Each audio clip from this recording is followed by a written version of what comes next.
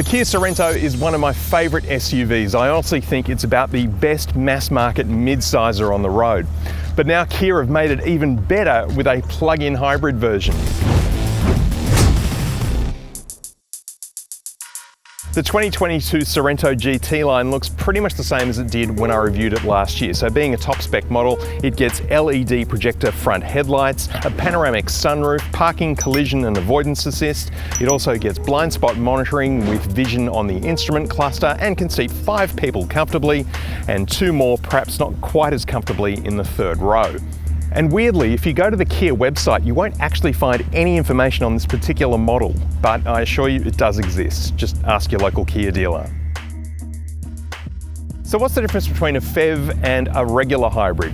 Well, a PHEV has a larger battery that can actually be plugged into the wall and charged, allowing you to run this car as a purely electric vehicle, but the battery isn't as big as a regular EV's, so you only get a limited range of around about 68 kilometres, and the petrol engine only kicks in when it's absolutely necessary. The petrol engine in this car is quite small. It's a 1.6 litre turbo that generates 132 kilowatts of power and 265 newton meters of torque. It really is designed for an urban environment. It just has 1,350 kilograms of brake towing capacity as opposed to the regular Sorento's 2 tonnes. It's all-wheel drive and does have some off-roading capability, but if you're really serious about driving up the side of a mountain or doing some hardcore towing, then I'd think about heading towards one of the internal combustion engine versions of the Sorento instead. But the combination of electric and petrol power does give this car incredible fuel economy, an average of just 1.6 litres per 100 kilometres on a combined cycle. Being a top spec GT-Line model, we get the best interior, which I know I said looked a bit garish last time I reviewed this car, but it's actually really grown on me. I really like it. It's such an interesting combination of materials and textures, soft touch up the top here and a bit of fingerprint gathering piano black around the place, but it only really gets hard and scratchy when you get underneath the belt line. The center console screen is 10.25 inches and it's a pretty typical Kia Hyundai affair, which means it's actually really good. I like the neon themed icons that you find on the main home screen. They look great, but unfortunately, owing to some silly legal dispute that's been ongoing for a while now, you won't be able to use wireless Apple CarPlay and Android Auto. You'll still need a USB cable to use those, but the 12-speaker Bose sound system in this car is brilliant. Down here on the lower console, we've got wireless phone charging, USB outputs, and all of our drive mode controls, including the gear selector, which is a nice round dial, the terrain and drive mode selector, only 3 drive modes in this car, Eco, Sport and Smart, and the terrain modes of snow, mud and sand. And then we've got some more drive mode buttons, including the EV button, which controls how you want the powertrain in this car to operate. Is it purely electric, or do you want it to run in hybrid mode or automatic? You can let the car work it out for itself. A nice soft center armrest with a removable tray and a nice deep bin next to that. Head-up display on the windshield. The instrument cluster is full digital and looks really good. There's 4 different display modes that change with whatever drive mode you're in, but you can override it and select them manually if you wish. No maps though, unfortunately. Steering wheel has a really good feel to it with stitching, and I love the big new Kia logo here in the middle. It just looks so much better than the old one. On the doors, we've got more of this leather and a big door handle here and some piano black here by the window and door controls. These seats are really nice quilted leather. They're heated and ventilated, plus there's 14 ways of electric adjustment for the driver with lumbar support, and the seating position is just great. Great visibility out the front. Great to look up and look out through the panoramic sunroof there, and really good visibility from all of the mirrors. Plus there's blind spot monitoring on the instrument cluster, which comes on whenever you turn the indicator on. The back seat of the Sorento, just like the front, is a very comfortable place to be. We've got more of this beautiful quilted leather. There's heating for these seats too. Headroom is good. I've got that beautiful view through the panoramic sunroof. We've got 1 USB down here in the middle and 2 more here on the back of the front seats. So that's 3 all up, so it's pretty well stocked. Plenty of knee room here. I'm behind my own seating position. I'm 190 centimeters tall, nowhere near the seat in front. Toe room is a little bit limited. We've got a cup holder here on the armrest on my right hand side and 2 more here in the middle. And in this recliner position, this is very comfortable. I could very happily do a road trip as a passenger in the back seat of the Sorento. I really like the way this car drives. It has such a good feel, and When it switches between internal combustion engine and the electric motor, it is completely seamless and you can barely hear the engine come on, let alone feel it. I mean, it is just that smooth. It's so quiet when you're stopped at the lights. The only sound is the tick-tock of the indicator. The performance isn't startling.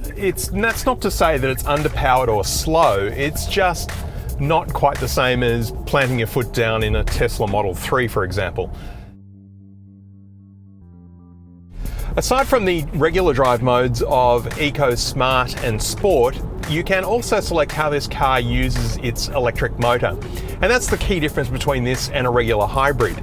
So you can either run in full electric mode, where the electric motor will pretty much do 90% of the work, and the petrol engine will only kick in when it absolutely has to. So if you really plant your foot down to the floor, it'll come on then. Or you can run in regular hybrid mode, which is where the electric motor will pretty much run the car when you're starting and stopping, but when you put your foot down a little bit harder, the petrol motor will kick in and it will kind of do pretty much half the work. And this is the way I've been using this car this week. Because I live in an apartment building that's not wired for electric cars, I don't have anywhere to charge every day. So the combination of petrol and electric has worked out really well for me. My average fuel consumption this week is 6.4 litres per 100 kilometres, which is pretty good for a 2-ton SUV. But the great thing is you don't have any of that range anxiety. So with a full battery and a full tank of petrol, you're looking at over 600 kilometres of range. Unlike most EVs, you can't do one-pedal driving in this car. When you brake, there is additional charge sent to the battery though, and that's generated by the friction from the brakes. So I'm in full electric mode at the moment. We're just going up this hill, and I just put my foot down a little firmer then, and the petrol engine kicked back in. Now, the only reason I know that the petrol motor kicks in is because the economy indicator down here lights up. And without that, it would be nearly impossible to tell because it is so quiet. Of course, if you drive more aggressively in electric mode, the battery won't get you that full 68 kilometres. And just watching it now, it has dropped down a bit in the last few minutes. Being all-wheel drive, it feels really comfortable on the road. I mean, the power isn't startling. It's only a 1.6 litre turbo engine. And look, it's adequate, it's fine. And for around town, if you're using this Sorento PHEV to run errands, drop the kids off at school, do the shopping, you're not going to have a problem at all. There are 3 terrain modes here of snow, mud and sand, and you've probably seen the Kia Sorento ads on TV where the Sorento is sliding out in the mud and it's all aggressive and there's lots going on. I don't think they made that ad with the PHEV. I think they did that with the regular petrol or diesel versions of this car, because this one I just don't think would have the power to do that. But having said that, it's not underpowered, it's no slouch, it's just not a full-on off-roading machine. The performance numbers of the electric motor and the petrol motor aren't huge on their own, but combined they give this car quite a bit of go. And with its all-wheel drive capability, there's no shortage of traction or stability on the road. It feels really comfortable and really assured. But it is a very comfortable, smooth, easy car to drive that actually feels like it's almost European. Kia's marketing makes out the Sorento to be the ultimate off-road machine, but that's not really the case with the PHEV. It's really designed for urban driving where you can plug it in each day and get the most out of its electric motor petrol engine hybrid combination. But its $80,000 price tag, which makes it pretty much the most expensive Kia you can buy, feels justified because this is a borderline luxury car. It is really, really good. And as my first experience driving a PHEV, I'm a big fan.